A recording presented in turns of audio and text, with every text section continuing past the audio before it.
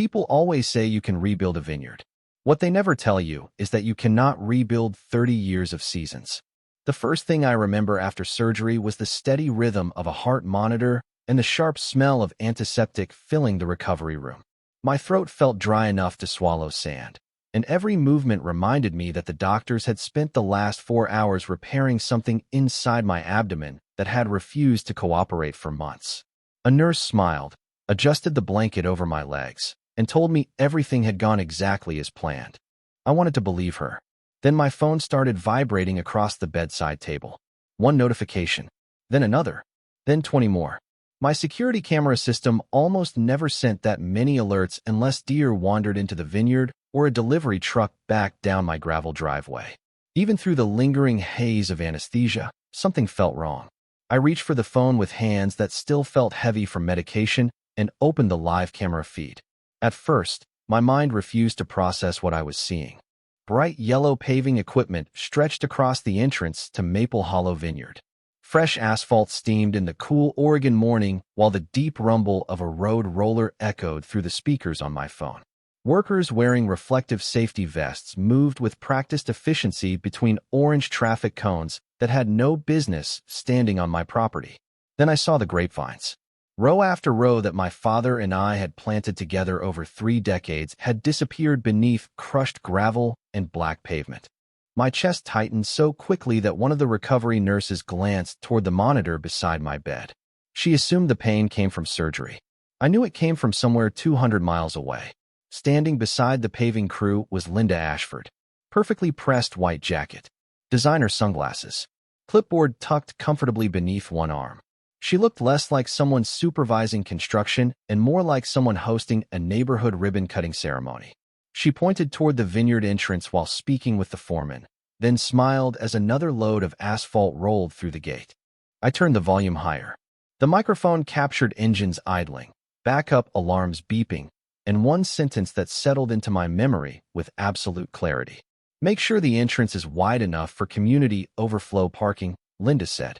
"We have been waiting years to finish this improvement." Improvement.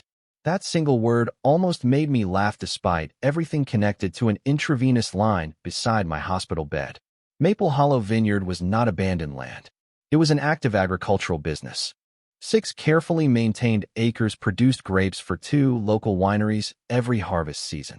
Every row carried inventory records, crop reports, irrigation maps, and tax documentation. Every vine represented another growing season that could never simply be replaced by buying new plants. Before checking into the hospital 3 days earlier, I had emailed the Homeowners Association copies of my property survey, agricultural zoning documents, and a formal notice reminding them that my vineyard was private land protected by county agricultural regulations. Linda personally acknowledged receiving every attachment. I still had her reply saved in my inbox, which meant she knew exactly where my property line stood before the first truck crossed it. The nurse asked whether I needed additional pain medication. I quietly shook my head without looking away from the screen. Pain was not my biggest problem anymore. Someone had mistaken my absence for permission, my surgery for weakness, and 30 years of honest work for empty space on a development plan. What Linda did not know was that vineyards keep more than grapes. They keep records, harvest reports, business filings, conservation documents, and financial histories that reach into places far beyond a neighborhood board meeting. Before either of us understood how far those records extended, the pavement drying across my vineyard was about to lead someone straight to a government office that asked far more difficult questions than any homeowners association ever could. The doctors wanted me to stay another night for observation, but my mind had already left the hospital. I kept replaying the camera footage until every frame felt burned into my memory. The slow movement of the paving machine, the bright orange cones, Linda calmly directing workers as if she owned every inch of my land.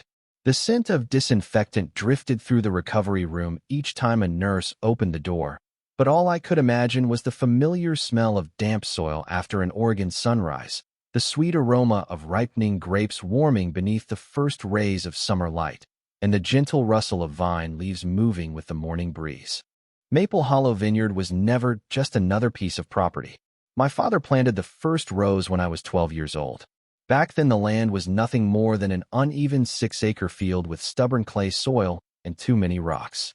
Every Saturday we worked side by side, digging post holes, stretching wire, setting irrigation lines, and learning patience one season at a time. My father always said vineyards reward consistency instead of speed. You cannot rush roots. You cannot negotiate with weather.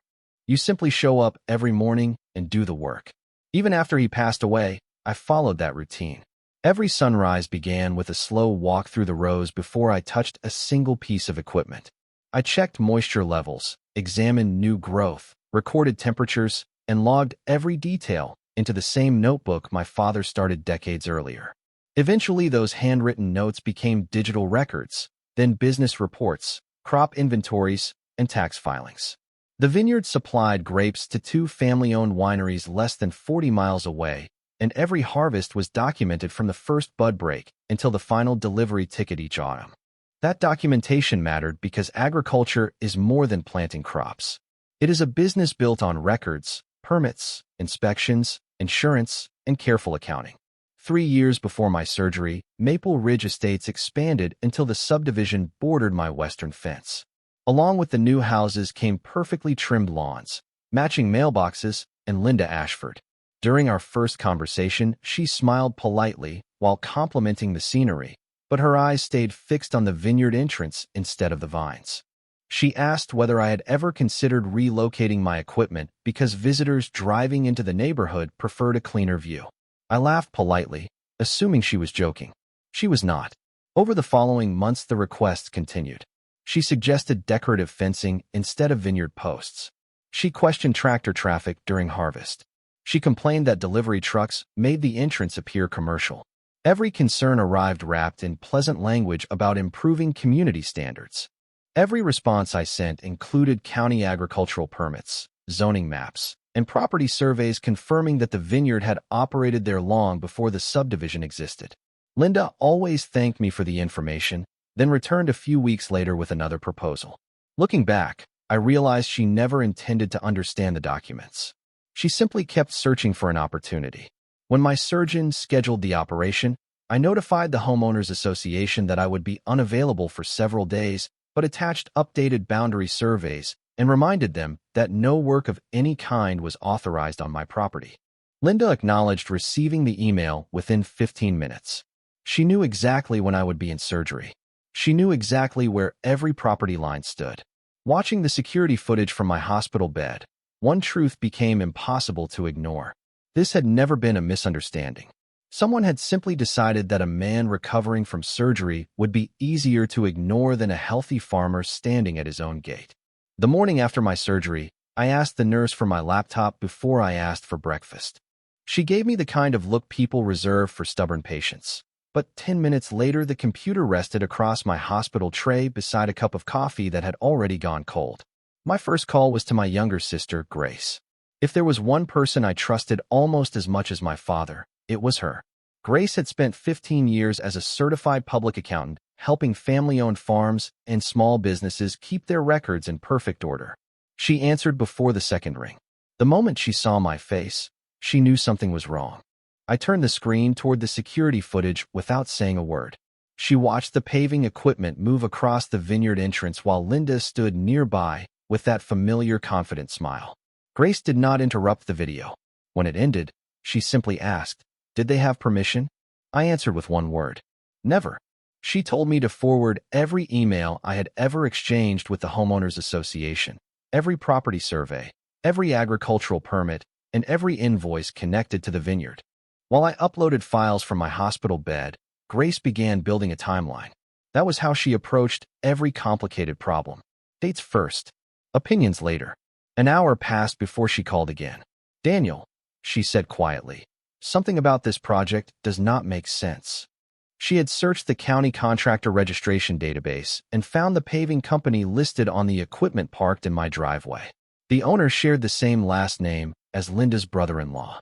That alone did not prove anything improper, but it was enough to make Grace dig deeper. She compared the contractor information with Public Homeowners Association meeting minutes available through neighborhood records. 3 months earlier, The board had approved funding for what they described as a stormwater compliance improvement near the subdivision entrance. The budget amount caught Grace's attention immediately. It was almost identical to the estimated cost of paving the section of my vineyard visible in the security footage. She requested copies of the public financial statements posted for association members and started matching vendor names against business registrations. The more she compared, the quieter she became. Meanwhile, my phone continued receiving automated alerts from the security cameras. Workers finished smoothing the fresh asphalt, while another crew installed temporary parking signs near the edge of my property. Bright white paint-marked spaces where grapevines had stood only days before. Linda walked through the new pavement speaking with several board members, occasionally pointing toward the subdivision entrance as if admiring a completed community project. Then another email appeared in my inbox. The Homeowners Association thanked residents for supporting the entrance improvement project and announced that guest parking would now better accommodate neighborhood events. Attached to the email was an invoice addressed to me requesting reimbursement for what they described as property enhancement benefiting both the community and the adjoining landowner. Grace read the document twice before letting out a slow breath. "Daniel," she said, "they are describing one project in public records and something slightly different on the invoice they sent you. I cannot explain it yet, but the paperwork is not lining up." I closed the email and stared at the hospital's ceiling for several seconds. My father always believed fields tell the truth because they cannot hide what happened to them. Grace believed financial records did exactly the same thing. Somewhere between the asphalt drying across my vineyard and the paperwork sitting inside those digital files, someone had created a story that did not match the facts, and eventually every false number leaves a trail. I was discharged from the hospital 2 days later with a folder of recovery instructions and strict orders not to lift anything heavier than 10 pounds for several weeks. My body moved slower than usual, but my mind had already shifted into problem-solving mode. During the drive home, Grace kept one hand on the steering wheel and the other resting on a thick binder filled with printed records she had organized the night before. She never liked relying entirely on digital files. Paper made people more careful. Every invoice, every board meeting summary, every county permit search, and every email exchange now sat behind neatly labeled tabs. The closer we drove toward Maple Hollow Vineyard, the quieter we both became. The familiar country road eventually curved toward my property, but the first thing I noticed was not the vineyard. It was the smooth strip of fresh black asphalt reflecting the afternoon sun, where rows of healthy vines had stood only days earlier. The sharp smell of newly cured pavement mixed with the earthy scent of the surrounding fields, creating an odor that simply did not belong there. My stomach tightened for reasons that had nothing to do with surgery. Grace parked the truck beside the gravel shoulder because temporary barriers blocked the entrance. Bright signs announced community guest parking in clean white lettering. I stepped out carefully, every movement reminding me that I was still healing, and slowly walked toward the edge of the pavement.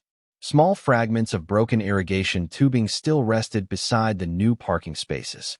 Several wooden vineyard posts had been stacked neatly near the fence as though someone believed organizing the debris somehow made everything acceptable. I crouched as much as my recovery allowed and picked up a handful of dry soil that had escaped beneath the edge of the asphalt.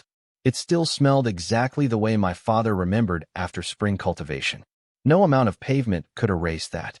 Grace quietly photographed everything. Tire marks, property markers, damaged irrigation valves, survey stakes that remained exactly where the licensed surveyor had installed them years earlier. Every photograph included timestamps and location data. Across the road, two neighbors approached carrying concerned expressions instead of curiosity. Mr. Collins, who had lived nearby for nearly 20 years, explained that several residents questioned the construction crew on the first morning. Linda reportedly told everyone the county had ordered an emergency infrastructure improvement to satisfy new drainage requirements. Another neighbor remembered asking why heavy equipment had crossed private farmland without the owner present.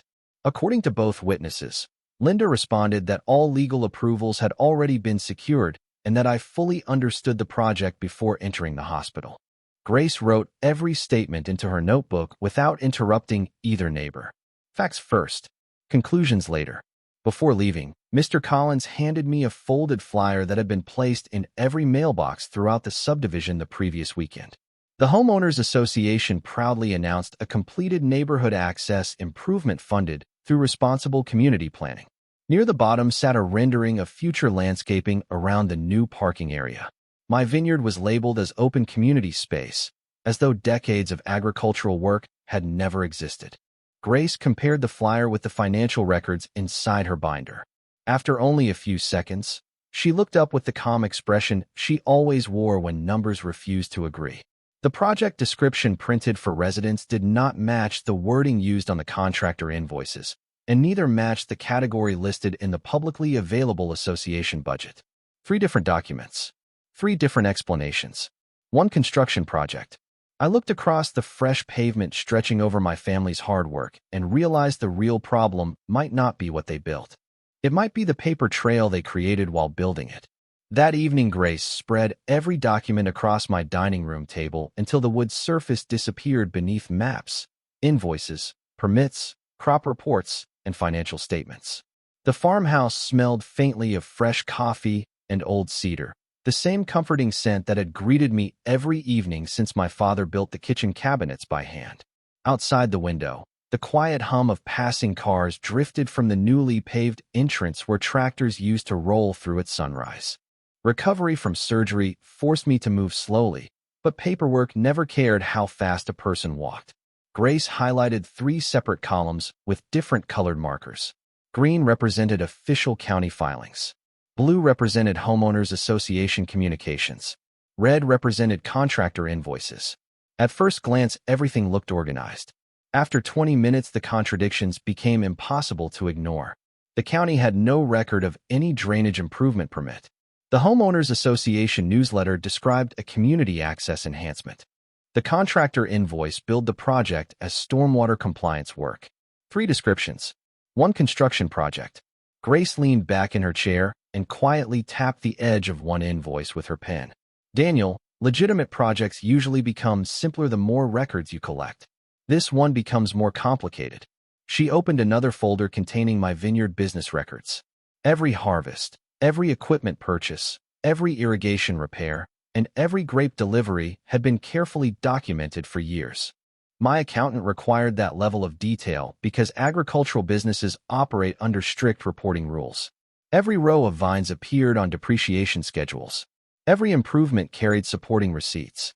Every crop loss required documentation. Grace compared those records with the Homeowners Association budget approved 6 months earlier. A line item labeled Infrastructure Reserve had suddenly decreased by almost the exact amount paid to the paving contractor. Another payment appeared under Landscape Enhancement only 2 weeks later. Yet the completed parking area clearly represented a single construction project. Grace circled both transactions without saying another word. Then she searched the Oregon Business Registry for the paving company again. The ownership records showed Linda's brother-in-law as managing partner, while another family member served as company secretary. None of those relationships had been disclosed in the publicly available board minutes approving the project.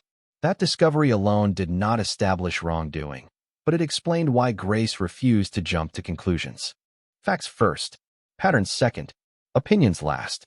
The following morning, I called the county planning office and requested copies of every permit issued near my property during the previous year. The clerk searched by parcel number, contractor name, and subdivision address before apologizing. Nothing matched the work completed on my land. A few minutes later, Grace received another email from a homeowner inside Maple Ridge Estates who had quietly followed the situation online. Attached were scanned copies of the annual financial summary distributed to residents. Grace compared them with earlier reports and immediately noticed several expense categories had been renamed between drafts without changing the total dollar amount. She slowly closed the folder and looked toward the vineyard through the kitchen window. Someone spent considerable effort changing descriptions instead of changing numbers, she said. That usually means the money already left the account, and someone wanted the paperwork to tell a different story afterward. I looked across the black pavement covering rows that once produced thousands of pounds of grapes every harvest season. For days I believed this fight centered on damaged farmland. Sitting beside Grace with stacks of records surrounding us, I began to understand something much larger. The vineyard had simply been the place where the paper trail became impossible to hide. The breakthrough came from a document that almost ended up in my recycling pile. It was a routine budget amendment mailed to every homeowner 6 months earlier, folded between community event announcements and lawn maintenance reminders. Grace unfolded it again beneath the kitchen light and placed it beside the contractor invoice from the paving company. The silence lasted nearly a full minute before she reached for a calculator. She entered a series of numbers without speaking, then checked them against another spreadsheet on her laptop. Finally, she looked up with the same calm expression she always wore before delivering difficult news to one of her accounting clients. "Daniel," she said, "the total cost did not change. Only the categories changed." That sounded insignificant until she explained what she meant. The money approved for stormwater improvements had later been described as landscape enhancement in one report, community access improvements in another, and emergency infrastructure work on the invoice sent to me. Yet every payment flowed to the same contractor connected to Linda's extended family. Different descriptions, identical amounts. My father used to tell me that healthy vines always grow in straight rows because nature leaves patterns for people willing to notice them. Grace believed financial records behaved exactly the same way. We spent the rest of the afternoon organizing every document into chronological order. Security camera footage. Email acknowledgments from Linda confirming she received my property surveys before surgery. County responses confirming no permits existed for construction on agricultural land. Public meeting minutes approving vague infrastructure spending. Contractor invoices with inconsistent project descriptions. Crop inventory reports documenting the value of the destroyed vineyard rows. Even my hospital admission records established the exact hours I remained under anesthesia while construction crews entered the property. None of those documents alone explained everything. Together, they created a timeline that could not easily be dismissed. The following morning, Grace contacted a tax attorney she had worked with on several agricultural business cases. After reviewing the files, he explained something neither of us had considered. Because Maple Hollow Vineyard operated as a documented business with reported agricultural income, depreciable improvements, and federally reported crop production, any destruction affecting business assets could trigger questions extending well beyond ordinary property disputes. He carefully avoided making accusations, but he strongly recommended preserving every financial record exactly as it existed and reporting any inconsistencies through the appropriate legal channels instead of attempting to confront anyone personally. That advice matched exactly how my father handled every disagreement during his lifetime. He never argued louder than necessary. He simply kept better records than everyone else. Grace assembled digital copies of every relevant document into clearly labeled folders. Each file included dates, supporting evidence, and source information. She double-checked every page before closing her laptop. Outside, evening sunlight reflected off the fresh asphalt where grapevines had once absorbed the warmth of late summer. The contrast felt almost unreal. Black pavement covering soil that had produced harvests for decades. Yet beneath that surface, nothing about the land itself had changed. The property lines remained where licensed surveyors placed them. The agricultural permits still existed. The tax records still reflected years of legitimate farming activity. Asphalt could cover vines, but it could not erase documentation. As I stood on the porch watching the last light settle across the vineyard, I realized Linda had focused entirely on changing what people could see. She never seemed to consider the records nobody could see, quietly waiting inside filing cabinets, county databases, and financial archives where every decision eventually leaves a permanent trace. 2 days later, Grace received a response that changed the direction of the entire case. It did not come from the Homeowners Association, the county planning office, or the paving contractor. It came from the tax attorney after he completed a careful review of every financial document we had assembled. His message was short and deliberately cautious. He wrote that our records raised questions significant enough to justify forwarding the information through the proper reporting channels because the discrepancies involved business accounting, contractor payments, and tax documentation connected to an operating agricultural enterprise. He made no accusations. He simply recommended preserving every original record exactly as it existed and allowing the appropriate agencies to evaluate the facts independently. That afternoon, Grace created 3 identical evidence folders. One remained locked inside my office cabinet. Another stayed with her accounting files. The third contained certified copies of the contractor invoices, county correspondence, business tax records, vineyard depreciation schedules, crop production reports, security camera footage, and the complete email history showing Linda acknowledged my property surveys before construction ever began. Every page was numbered. Every attachment carried a date. Every photograph retained its original metadata.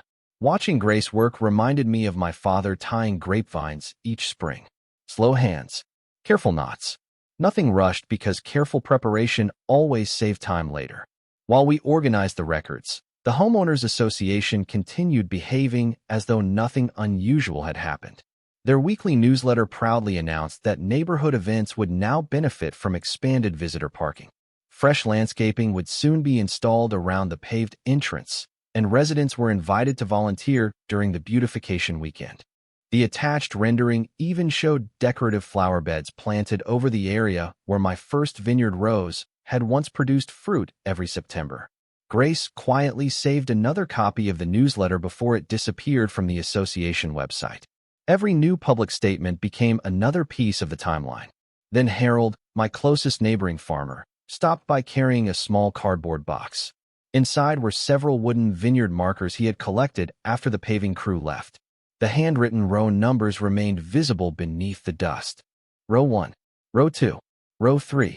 My father wrote those numbers himself almost 20 years earlier using black permanent marker that somehow survived countless seasons of rain and summer heat.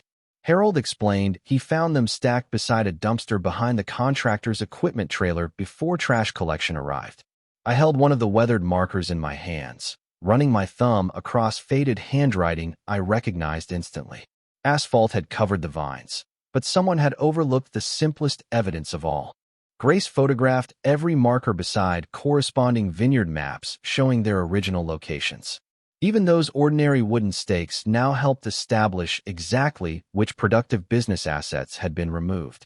Later that evening, we submitted the organized documentation through the recommended legal and regulatory reporting process exactly as the attorney advised. No dramatic speeches, no angry phone calls, no public confrontation, just complete records delivered through the proper channels. After clicking the final confirmation button, Grace closed her laptop and looked across the dark vineyard where porch lights reflected softly against the fresh pavement. "Now we wait," she said. Waiting sounded simple, but I knew something important had already changed. Until that moment, Linda controlled the visible story.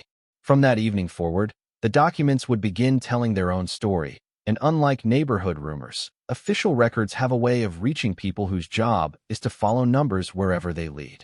Nearly 3 weeks passed without a single phone call, letter, or unexpected visitor. Life settled into an uneasy routine.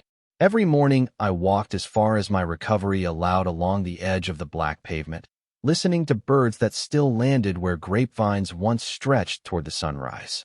The smell of warm asphalt had slowly faded beneath the familiar scent of Oregon soil after several light rains, but the silence remained different. Harvest season was approaching, and instead of hearing workers checking irrigation lines or delivery trucks preparing for the wineries, I heard neighborhood traffic using the new parking area as though it had always existed. Linda continued posting cheerful updates on the Homeowners Association website, celebrating successful community improvements and thanking residents for supporting responsible neighborhood planning. Each new post sounded more confident than the last. Grace quietly archived every one without making a single public comment. Then one Tuesday morning, Harold drove into my driveway before breakfast. He climbed out of his pickup wearing the same faded baseball cap he had owned for years, but the expression on his face immediately caught my attention. "Daniel," he said, "you are going to want to see this." He handed me his phone. A photograph showed 2 dark government vehicles parked outside the Homeowners Association office near the subdivision entrance. Several people wearing business attire carried document boxes inside, while another individual photographed exterior signs and contractor information displayed near the front entrance. Nobody appeared hurried. Nobody raised their voice. Everything looked organized and methodical. Harold explained that several residents noticed the visitors shortly after the office opened, but nobody seemed to know exactly why they were there. Grace remained calm when I showed her the picture. She reminded me that government agencies often review documentation quietly before asking questions, and that speculation helped no one. By early afternoon, another homeowner forwarded an email announcing that the monthly Homeowners Association board meeting had been postponed due to unexpected administrative matters. Linda signed the notice herself, but the confident tone that had filled earlier newsletters was noticeably absent. There were no photographs celebrating neighborhood improvements. No cheerful announcements about landscaping. Just a brief message explaining the delay. The following day, Grace received confirmation that our submitted documentation had been successfully received by the appropriate offices and added to the existing file. She closed the email, smiled slightly, and returned to balancing another client's farm accounts as though nothing extraordinary had happened. That was one of the many reasons I trusted her judgment. She never confused progress with celebration. Progress simply meant allowing facts to move through the system one step at a time. Several days later, I drove past the subdivision entrance for the first time since returning from the hospital. Bright orange survey flags now stood beside portions of the freshly paved parking area. Workers measured distances with long tape reels while photographers documented the pavement from multiple angles. No construction equipment operated that morning. Only notebooks, cameras, measuring tools, and quiet conversations filled the air. Linda stood near the entrance speaking with two attorneys, her usual polished smile replaced by a thoughtful expression I had never seen before. She glanced toward my truck as I slowly drove past, but immediately turned back to the documents spread across the hood of a parked vehicle. I kept driving without slowing down. My father often reminded me that crops never grow faster because someone stands over them watching every hour. The same seemed true for accountability. Weeks earlier, Linda believed fresh pavement would permanently rewrite the story of my vineyard. She never imagined that every invoice, every email, every financial record, and every business filing would eventually point investigators toward questions that extended far beyond a simple property dispute, and by then the answers no longer belonged to either of us. The final chapter unfolded with far less noise than most people expected. There were no dramatic speeches on courthouse steps and no television cameras lining the road outside Maple Ridge Estates. Instead, there were certified letters, scheduled meetings, and official filings that quietly reshaped everything. Several months after the investigation began, the Homeowners Association announced a special meeting for all residents. Grace and I attended without saying much. The community clubhouse felt unusually quiet, the familiar smell of fresh coffee mixing with the crisp scent of newly printed agendas stacked near the entrance. Many neighbors who had once congratulated the parking project now sat reading revised financial statements with puzzled expressions. Independent auditors had completed their review, and outside legal counsel presented recommendations for major governance changes. Linda was no longer seated at the front of the room. Her resignation had already been accepted, and an interim board now handled association business. During the meeting, residents learned that several project descriptions, contractor disclosures, and financial classifications required correction and additional review. Separate legal matters remained confidential, but everyone understood that the paperwork had reached far beyond ordinary neighborhood disagreements. The parking area itself became another subject of discussion. County officials determined that portions of the pavement extended onto protected agricultural land without proper authorization. Within weeks, contractors returned to remove sections of the asphalt, carefully separating construction material from the underlying soil so restoration work could begin. Watching heavy equipment undo what other machines had created felt strangely peaceful. The sharp smell of fresh pavement that once covered the entrance slowly disappeared, replaced once again by the familiar scent of damp earth after autumn rain.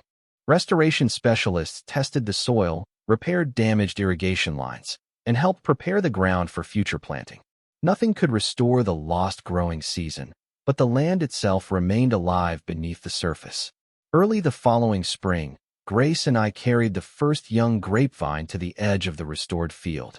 It came from cuttings my father had carefully preserved years earlier, believing every healthy vineyard should always keep a living backup for the future.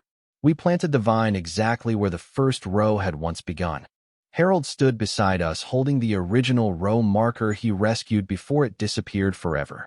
He pressed it gently into the ground beside the new planting. The faded black handwriting my father wrote decades ago still remained visible beneath years of weather. As sunlight settled across the valley, I realized the vineyard looked different, but it still felt like home. New vines would need patience, careful pruning, and many growing seasons before producing another full harvest. I understood that better than anyone. Vineyards measure success in years, not days. Looking back now, I no longer think the greatest mistake was covering my vineyard with asphalt. The greatest mistake was believing paperwork did not matter. Every email, every survey, every crop report, every tax filing, every invoice, and every photograph quietly preserved the truth until the right people asked the right questions. My father always told me that good farming begins with healthy roots. Grace taught me that honest business begins with accurate records. Together, those lessons carried my family through the hardest season we had ever faced. The vineyard still grows. The land still breathes. And every spring, when I walk the first row beneath the morning sun, I remember that real justice rarely arrives with raised voices. It arrives one document, one fact, and one careful decision at a time, leaving behind something stronger than revenge. It leaves behind the chance to grow again.